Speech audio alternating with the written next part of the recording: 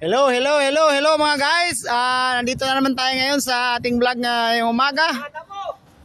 Ang petsa ngayon is 17 ng Oktubre. So, nandito yung kababayan na naman natin, oh. Pagkatapos na nguha ng mga kohol doon, dito naman sa mga sampinit, ano tawag dito sa Tagalog? Mga ugat-ugat. Oh, hirap talaga kumita ng dolyares ito mga kabayan, ano? Mag-abroad pa ba kayo? Huwag na. Magpa-adapt na lang kayo sa mga kontraktor dyan sa Pilipinas ay para milyones agad, isang araw lang. Oh, ano mo?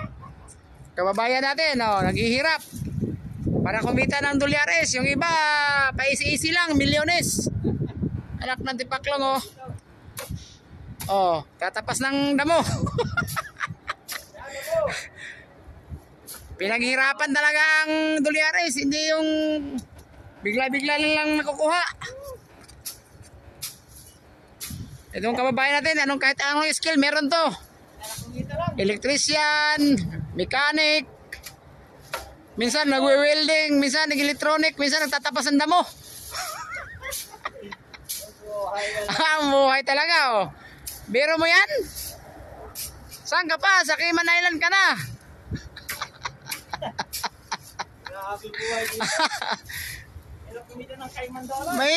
Mahirap talaga, kabayan. Lilipat namin itong mga paleta, oh. Ang dami, oh. Tatapon na lang sa dam site to kasi bulok. Ay, si kabayan, oh, napakasipag, oh. Kabayan, uminom ka muna ng tubig para hirap. Buhay talaga, oh. Oh, biro mo?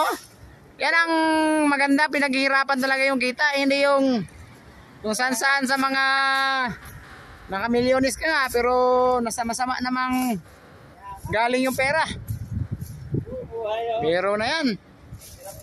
Hirap kitain talaga ang dolyares. Yung mga talbos at gulay na mamaya. Wala na. Kakain natin kahit ano kasi napakahirap na ng buhay. Tsaka natin kain ng damo. Kahit ng mga damo, titirahin na natin yan. Wala buhay na. Wala nang pili pa. Hindi na basta-basta. Cayman Island to, eh. Lahat kinakain na. Grabe, no?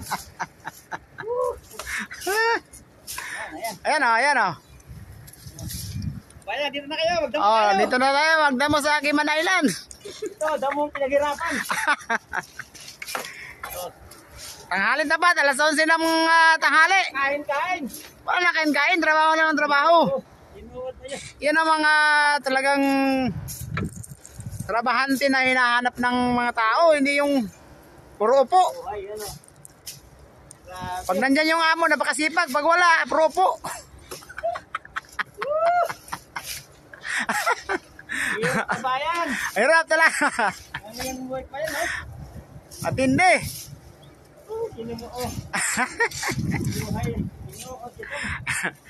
Ayun, biyahe mo na ako. Okay na yung kabayan. Ayos na. Pahinga ka muna. Ito baka edit, baka ma-dehydrate tayo. Paano ba? Salamat kabayan at sa sunod na vlog natin, sa ano naman tayo, lalim ng tubig.